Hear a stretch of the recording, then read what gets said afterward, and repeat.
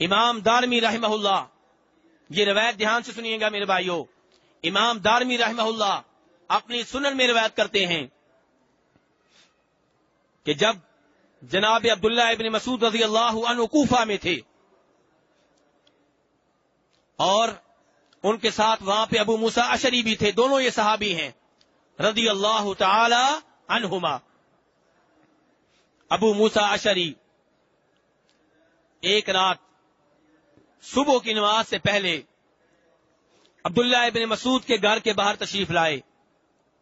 ان کے گھر کے باہر جناب عبداللہ ابن مسعود کے چند ایک شاگرد بیٹھے ہوئے تھے، اپنے استاد کے گھر سے نکلنے کا انتظار کر رہے تھے۔ ابو موسیٰ اشعری بھی ان کے ساتھ بیٹھ گئے۔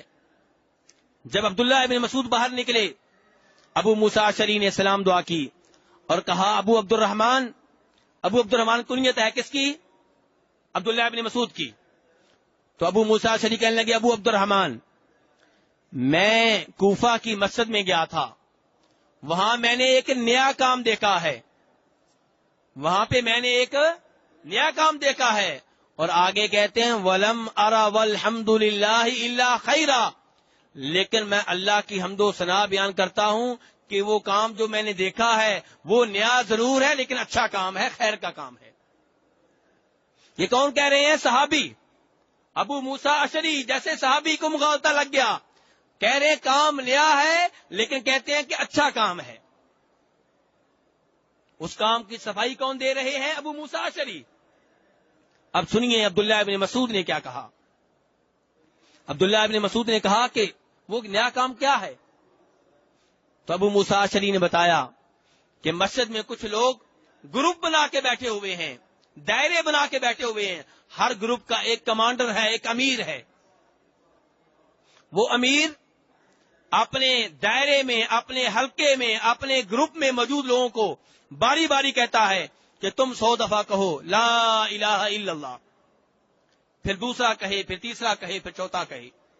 لا الہ کا وظیفہ ہو گیا، اب 100 دفعہ کہو اللہ اکبر، وہ بھی ہو گیا، اب 100 دفعہ کہو سبحان اللہ، وہ بھی ہو گیا۔ یہ وظیفہ کر رہے ہیں اور کنکریوں کے اوپر گن رہے ہیں۔ بات آگے بڑھانے سے پہلے اگر آپ سے سوال کیا جائے کہ یہ کام کیسا ہے تو آپ بھی ابو موسیٰ اشعری کی طرح کہیں گے بڑا اچھا کام ہے، آپ بھی کہیں گے بڑا اچھا کام ہے۔ جب ابو موسیٰ اشعری نے کہہ دیا تو میں اور آپ کیا حیثیت رکھتے ہیں؟ جناب عبداللہ ابن مسعود جو علم میں ابو موسیٰ اشعری سے کہیں آگے تھے، کہنے لگے کہ تم نے ان سے یہ کیوں نہیں کہا کہ تم اپنے گناہ گنا کرو، نیکیاں جو کر رہے ہو ضائع نہیں ہوں گی، اس کی گارنٹی میں دیتا ہوں۔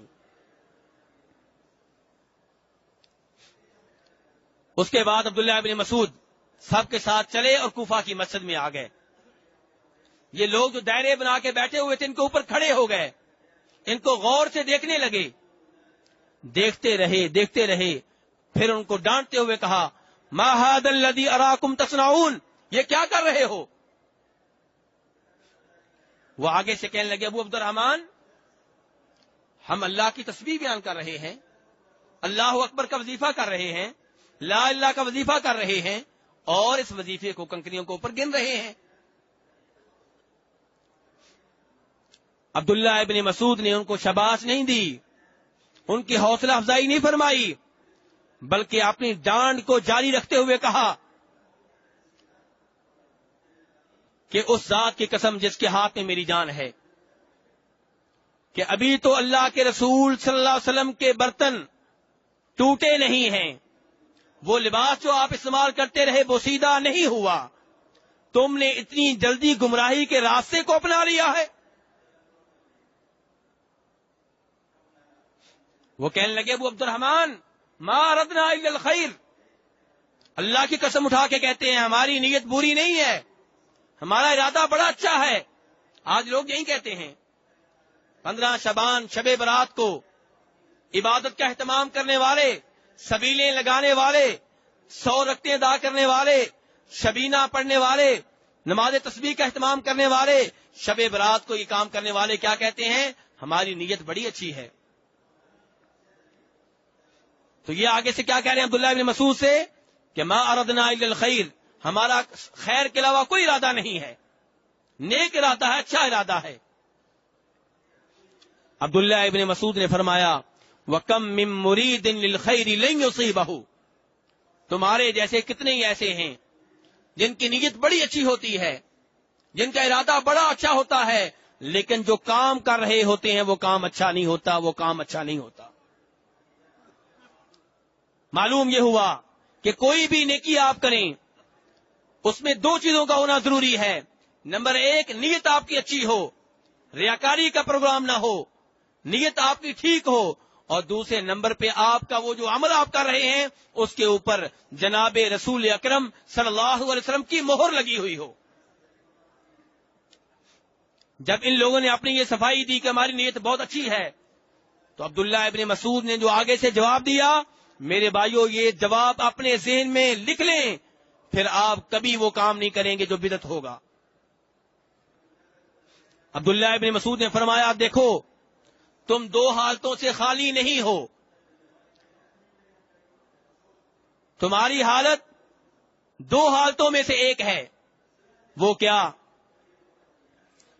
کہ یا تو تم نے وہ راستہ نکالا ہے، وہ طریقہ نکالا ہے جو نبی صلی اللہ علیہ وسلم کے دین سے بہتر طریقہ ہے،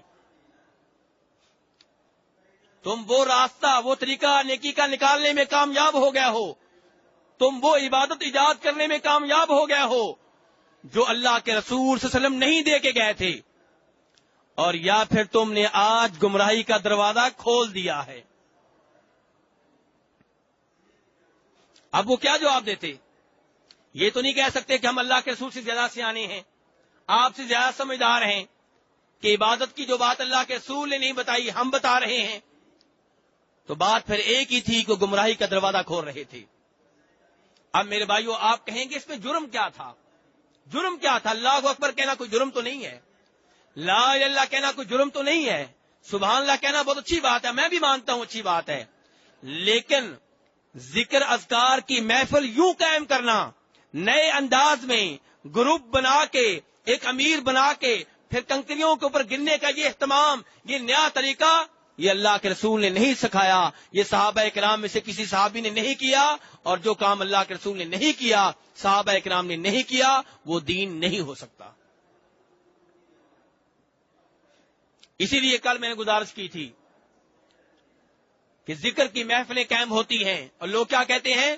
ہو یہ کون سا ذکر ہے میرے بھائی؟ ہو کا معنی کیا ہے؟ وہ یہ وہ کیا ذکر ہوتا ہے؟ کیا اللہ کے رسول نے یہ ذکر بتایا ہے؟ کیا صحابہ اکرام میں سے کسی ایک صحابی نے یہ ذکر کیا ہے؟ کہتے ہیں جی وہ سے مراد اللہ ہے۔ اگر وہ سے مراد اللہ ہے تو آپ اللہ کیوں نہیں کہتے؟ اللہ کہتے ہوئے کیوں شرماتے ہیں؟ وہ کیوں کہتے ہیں؟ اور پھر ہم ان بھائیوں کے پاس چلتے ہیں جو اللہ اللہ کا ذکر کرتے ہیں، ان سے بھی ہم یہی درخواست کرتے ہیں کہ میرے بھائی، جناب رسول اکرم صلی اللہ علیہ وسلم نے صرف اللہ کا ذکر نہیں کیا، آپ اللہ کے ساتھ کوئی اور لفظ بھی ملاتے تھے۔ آپ کہتے تھے اللہ اکبر، یا آپ کہتے تھے سبحان اللہ، یا آپ کہتے تھے لا الہ الا اللہ، اللہ کے ساتھ کچھ اور بھی پوری بات کہتے تھے۔ صرف اللہ اللہ آپ کہیں گے اس کا کوئی مطلب نہیں ہے۔ اللہ اللہ کیا مطلب؟ کیا اللہ کیا؟ بات کریں اللہ اکبر کہ اللہ ہر چیز سے بڑا ہے، بات کریں سبحان اللہ اللہ ہر چیز سے پاک ہے، بات کریں لا الہ الا اللہ اللہ کے سوا کوئی سچا معبود نہیں ہے۔ تو میرے بھائیو، اس لیے سبحان اللہ ذکر ہے، اس میں کوئی شک و شبہ نہیں، لیکن یہ ذکر جہاں شریعت نے گننے کا کہا آپ وہاں پہ گنیں، جہاں گننے کا نہیں کہا آپ گنے نہیں، کرتے چلے جائیں۔ نمازوں کے بعد آپ سے کہا گیا کہ 33 مرتبہ اللہ اکبر کہیں، یہاں پہ آپ گنیں گے۔ آپ کو کہا گیا نماز کے بعد سبحان اللہ 33 مرتبہ کہیں، یہاں پہ آپ گنیں گے۔ اور جہاں پہ گننے کا نہیں کہا گیا وہاں پہ ذکر ویسے ہی کرتے رہیں، اللہ اکبر سبحان اللہ، اور کرتے رہیں۔ اس کے لیے یوں محفلیں قائم کرنا، اس کے لیے گروپ بنانے، اس کے لیے دائرے بنانے، ایک امیر مقرر کرنا، امیر آرڈر دے، پھر کنکریوں کے اوپر گنے، یہ پرانی عبادت کی نئی شکل ہے، اور نہ نئی عبادت نکالنے کی اجازت ہے، نہ نئی عبادت ایجاد کرنے کی اجازت ہے، نہ پرانی عبادت کو نئی شکل دینے کی اجازت ہے۔ اس کی ایک مثال آپ کو دیتا ہوں، پہلے بھی دی تھی۔ درود شریف ہے، درود شریف یقیناً بہت بڑی عبادت ہے، اور اس کی فضیلتیں ہی فضیلتیں ہیں، رحمتیں ہی رحمتیں ہیں، برکتیں ہی برکتیں ہیں، فائدے ہی فائدے ہیں، کسی کو انکار نہیں، ہر مسلمان پڑھتا ہے۔ لیکن پھر کچھ لوگوں کو کیوں کہا جاتا ہے کہ یہ درود کے منکر ہیں؟ اس لیے کہا جاتا ہے کہ وہ اس چیز کا انکار کرتے ہیں جس کو آج سنت بنا دیا گیا ہے۔ میرے بھائی، درود شریف 24 گھنٹے پڑھیں، بہت اچھی بات ہے، 24 گھنٹے پڑھیں، بہت اچھی بات ہے، لیکن کچھ اوقات کو درود پڑھنے کے لیے اسپیشلی طور پہ مخصوص کرنا، یہ اختیار مجھے اور آپ کو نہیں ہے۔ یہ اختیار کس کو ہے؟ جناب رسول اکرم صلی اللہ علیہ وسلم کو۔ اور آپ نے یہ کیا، آپ نے بتایا کہ اذان کے بعد میرے اوپر درود پڑھو، آپ نے بتایا کہ تشہد میں میرے اوپر درود پڑھو، آپ نے بتایا کہ جمعہ کے دن میرے اوپر خصوصی طور پہ درود پڑھا کرو، آپ نے بتایا کہ جنازے میں دوسری تکبیر کے بعد کیا پڑھا جائے گا؟ درود شریف پڑھا جائے گا۔ یہ اوقات، یہ جگہیں کس نے خاص کی ہیں؟ جناب رسول اکرم صلی اللہ علیہ وسلم نے۔ اور آپ نبی ہیں، آپ رسول ہیں، آپ کو حق حاصل ہے۔ لیکن ہم نے کیا کیا؟ ہمارے ملکوں میں کیا ہوتا ہے، ہمارے ہاں کیا ہوتا ہے کہ اذان سے پہلے ایسے درود پڑھا جا رہا ہوتا ہے کہ جیسے درود اور اذان ایک چیز ہوں، جیسے اللہ کے رسول نے کہا ہو کہ اذان سے پہلے درود میرے اوپر پڑھا کرو۔ ایسے ہوتا ہے کہ نہیں ہوتا؟ یعنی کہ درود پڑھنے کا اہتمام جو اذان کے بعد ہونا چاہیے تھا وہ وہاں پہ نہیں ہے، بلکہ اذان سے پہلے ہے، الٹ چل پڑے ہیں ہم۔ اب جب ہم اس سے روکتے ہیں کہ یہ طریقہ مت اپناؤ، لوگ الزام لگاتے ہیں کہ نعوذ باللہ درود کے منکر ہیں۔ نہیں میرے بھائی، درود کا کوئی مسلمان منکر نہیں ہو سکتا۔ درود تو نماز کا حصہ ہے، درود جمعہ کے دن پڑھنا چاہیے، درود اذان کے بعد پڑھنا چاہیے، درود 24 گھنٹے پڑھنا چاہیے۔ اس کی برکتیں ہی برکتیں ہیں، ثواب ہی ثواب ہے، رحمتیں ہی رحمتیں ہیں۔ لیکن اگر آپ کسی ٹائم کو خاص اہمیت دیں گے درود پڑھنے کے لیے تو وہ وہی ٹائم ہونا چاہیے جو اللہ کے رسول نے بتایا ہو، ورنہ کسی ٹائم کو آپ خاص اہمیت نہیں دے سکتے۔ تو بہرحال میرے بھائی، شب برات کے حوالے سے یہ گزارش تھی کہ یہ دن دوسرے دنوں کی طرح ایک عام دن ہے، اس کی رات دوسری راتوں کی طرح ایک عام رات ہے۔